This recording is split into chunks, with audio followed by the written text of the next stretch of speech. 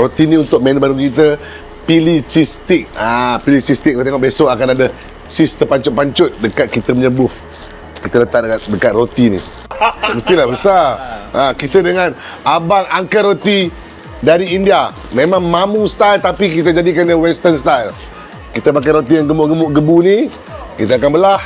Kita akan letak daging kita yang special tu dekat dalam menu baru kita, pilih cheese stick.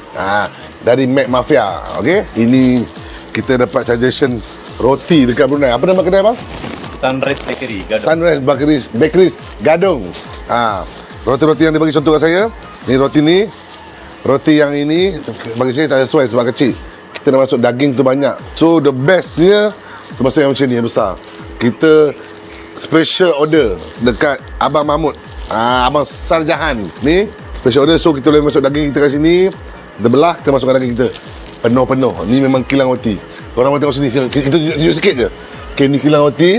Kita ambil semua made in Brunei. Besar-besar. Ya Allah, terbuka pula. Memang cantik.